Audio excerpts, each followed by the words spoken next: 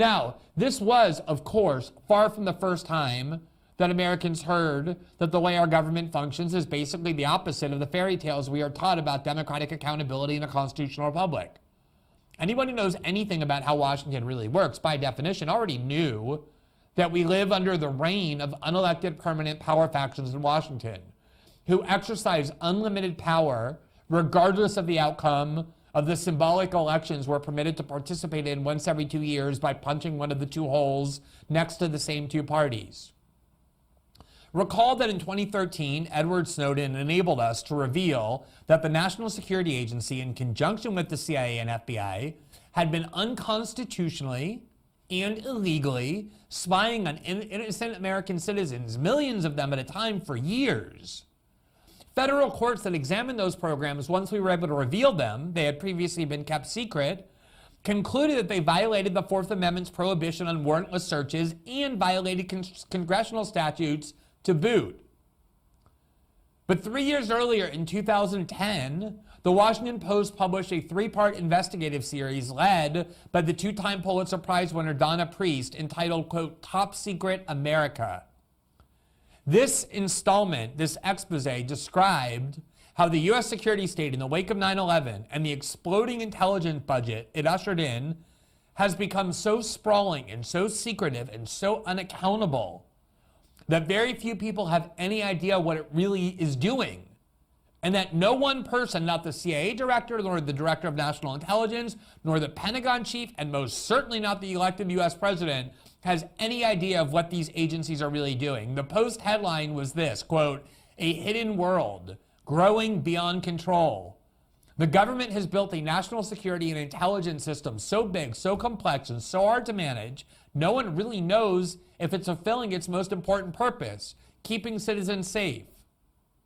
Now, just the first 2 paragraphs of the Post's first installment by itself, and I covered it at the time, but just the first 2 paragraphs should have been as enraging and alarming as Chuck Schumer's confession was on the Rachel Maddow show, and should have instantly provoked a new church committee of the kind that in 1975 revealed to Americans for the first time the true scope of the evils, horrors, and crimes committed by these agencies in the dark.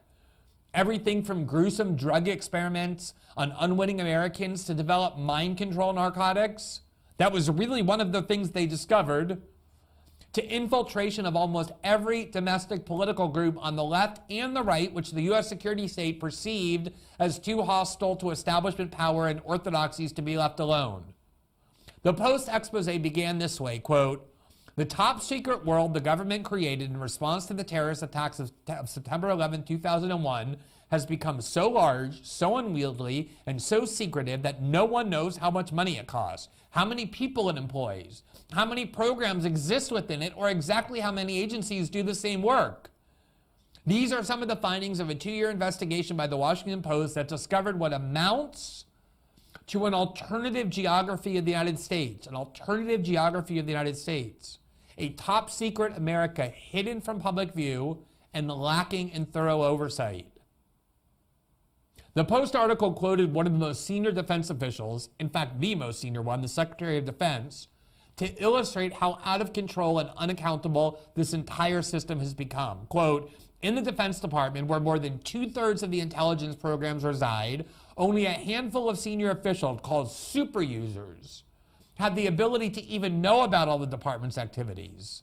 But as 2 of the super users indicated in interviews, there is simply no way they can keep up with the nation's most sensitive work. Quote, I'm not going to live long enough to be briefed on everything, was how one super user put it.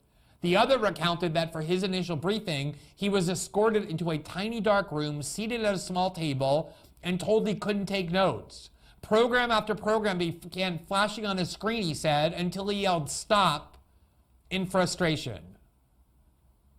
Now, I know for certain that part of my audience for this show and for my journalism in general is on the right, and I know that part is on the left, and I know that part is in this undefined center. I've always prided myself on having a very ideologically diverse audience and know for sure that I still do. And I think I'm very comfortable saying that no matter where you fall on the ideological spectrum, no matter what your political perspectives are, once you learn that there is an institution or set of institutions within what is supposed to be a democratic government that operates completely in the dark and far outside of any kind of democratic accountability, a parallel government, according to the Washington Post.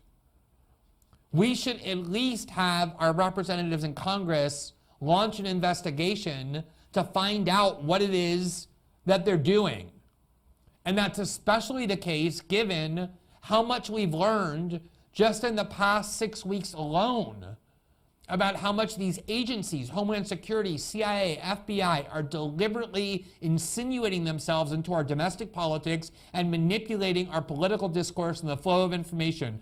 We learned that from a report in The Interview in late October that showed how Homeland Security had implemented a plan, part of which was the creation of that creepy disinformation czar they wanted to install as a means of insinuating themselves into the largest internet companies to dictate what can and cannot be heard on the internet. We obviously know that from the Twitter files, which we've covered extensively on this show, in part because the corporate media has deliberately ignored it. That also proves the same thing, that the FBI and Homeland Security and the CIA have their tentacles in almost every aspect of our domestic politics, something that they were never, ever supposed to do.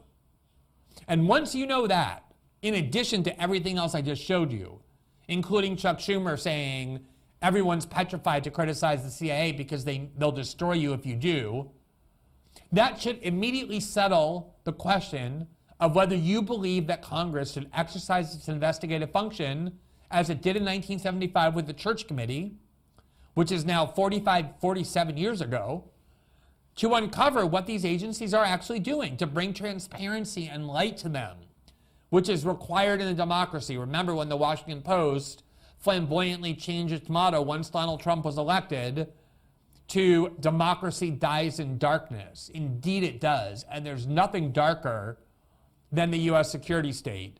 And the only way to shed light on it is through a congressional investigation. And yet, just today, the House of Representatives voted on whether to create a new subcommittee, a select committee, modeled after the January 6th committee that would have a similar budget and staff, that would be empowered to dig into these agencies, to gain access to classified information. They can't be told you're not allowed to know this because it's classified. There are representatives in Congress. They have every right to know. And this was part of the concessions extracted by the holdouts to Kevin McCarthy's speakership. It's one of the reasons why the Washington power structure was so angry with what they were doing, because part of what they were doing was demanding things that you're not supposed to do, like demanding the right to look into these security state agencies. It did pass in the House because every Republican voted for it. And at the same time, every single last Democrat, from the centrist and the right-wing Democrats to the radical squad, the people supposedly against imperialism and militarism, and the CIA, who come from left-wing politics, every last one of them voted no, in unison as they always do. It's a party completely in lockstep. So we are going to have this committee, but Democrats are vehemently opposed to investigating these agencies. They're clearly and desperately trying to shield these agencies from investigative scrutiny.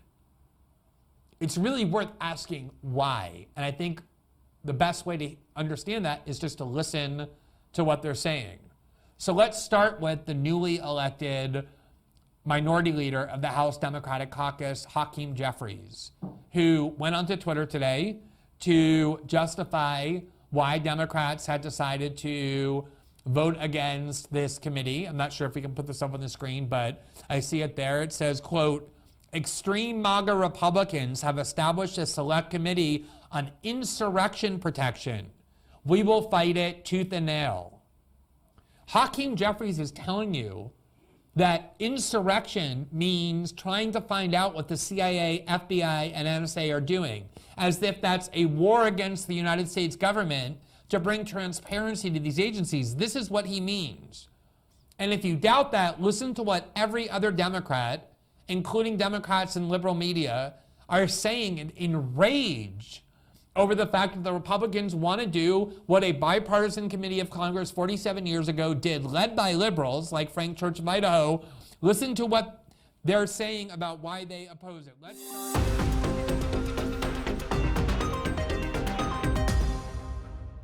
Thanks for watching this clip from System Update. Catch our full shows for free, live weekdays at 7 p.m. Eastern on Rumble, and join our locals community at greenwald.locals.com for all of my written journalism, exclusive after-show Q&As, and more.